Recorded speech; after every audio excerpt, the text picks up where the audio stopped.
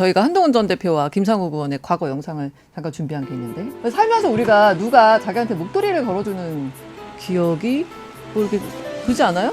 뭐 한두 명 있는 거 아니에요? 연인이나 연인.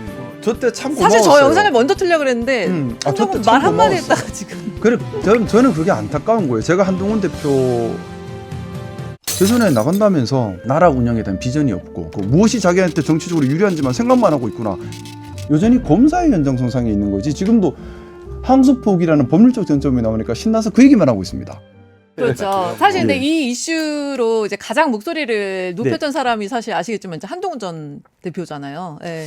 개인적으로 좀 아쉬움이 있어요. 뭐냐 하면은 정치를 하시려면 정치에 대한 생각을 좀 가지셨으면, 제가 예전에 국민의힘에 있을 때도 계속해서 드렸던 말씀 중에 하나인데, 대선 후보로 나선다면 당연하겠지만 국가를 어떻게 운영해서 어떤 나라를 만들겠다, 그런 방향성이 있어야 되고, 그 방향성에 따른 구체적 정책, 그 정책을 어떻게 실행할 것인가에 대한 세부 계획까지 나와줘야 되거든요. 그 타당한 것까지, 이런 연구, 이게 중심인 거예요. 네. 왜? 나라 전체를 이끌고 가야 될 사람. 정치인이라고 하는 것이 법률가는 아니거든요.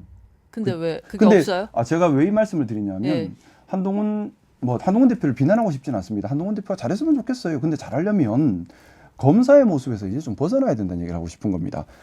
지난 대선 때도 보면은 본인의 정책 방향성, 어떤 나라를 만들겠다는 비전 전혀 없이 오로지 반 이재명만 무기로 삼았어요. 지금도 보면 항소포기 얘기 외에 다른 정책적 방향성에 대한 얘기를 찾기가 힘듭니다. 전달이 안 되고 있어요.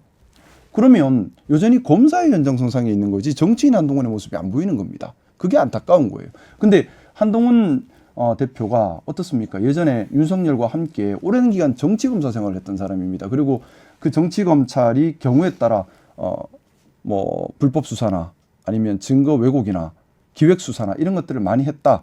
뭐 한동훈 자유로울 수가 없지요. 그러면 한동훈 대표가 정치를 제대로 하려면 그런 자신의 과거에 대해서 한 번쯤 이거는 내가 그때 좀 모자랐구나, 이제부터 정말 거듭나겠다라는 각오와 다짐이 있어야 되는 것이고, 그걸 바탕으로 해서 어떤 나라를 만들겠다, 어떤 정치를 하겠다고 좀 보여줬으면 좋겠어요. 지금도 항소폭이라는 법률적 쟁점이 나오니까 신나서 그 얘기만 하고 있습니다. 근데 국민들이 원하는 것이 그걸까요? 그건 아니라고 생각해요. 뭐냐면 이거는 법적 쟁점은 법 전문가한테 맡기면 되는 거예요. 법 전문가한테 법적 쟁점 논란을 맡기면 되는 거지, 법 쟁점 가지고 정치적 토론을 하자, 그 자체가 말이 안 맞죠. 본인은 정치에 대한 얘기를 해야 한다고 생각합니다. 한동훈 딱 한마디 했더니 속사포처럼 한동훈 전 아쉬워서 대표의 그래요. 비판을 아쉬워서. 지금 국민의힘 쪽에 사람이 참 많이 없지 않습니까? 제대로 눈에 보이는 인재라고 예. 할 일을 하는 사람이 잘 안 보여요. 다 정쟁에만 매달려 있고 싸움에만 매달려 있지 일을 하려는 사람이 안 보이는데, 저는 모르겠습니다. 한동훈 전 대표가 좀 정말 정치를 제대로 하려고 한다면 어떤 나라를 만들고 싶다, 그래서 나는 어떤 나라를 만들 수 있다, 그래서 이런 계획이 있다는 얘기를 한다면 서로 발전적인 토론을 할 수 있고 좀 더 국민들께 도움이 되지 않을까라는 생각을 안타깝게 하는 겁니다. 마음을 잠깐 누그러뜨리시라고 저희가 한동훈 전 대표와 김상욱 의원의 과거 영상을 잠깐 준비한 게 있는데, 이거 보여주시죠. 저게 이제 작년 12월 14일 목도리를 걸어준 한동훈 전 대표. 네. 살면서 우리가 누가 자기한테 목도리를 걸어주는 기억이 뭐 이렇게 그지 않아요? 뭐 한두 명 있는 거 아니에요?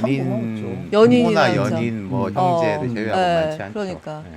이제 검사 한동훈에서 벗어나라고 말씀을 하셨지만 저때 참 고마웠어요. 사실 저 영상을 먼저 틀려 그랬는데 한동훈 저때 참 말 한마디 고마웠어요. 했다가 지금. 그래, 저는 그게 안타까운 거예요. 제가 한동훈 전 대표에게 참 안타까웠던 게 딱 그때 두 가지였는데, 하나가 말씀드렸던 것처럼 대선에 나간다면서 나라 운영에 대한 비전이 없고 구체적 정책에 대한 얘기가 없고 실행에 대한 검토가 없다는 것이 안타까운 점 하나. 옳고 그름에 대한 생각은 하지 않고 무엇이 자기한테 정치적으로 유리한지만 생각만 하고 있구나, 이래서는 안 된다는 생각을 해서 두 분에서 저는 실망을 너무 해서 좀 네. 안타까운 거예요.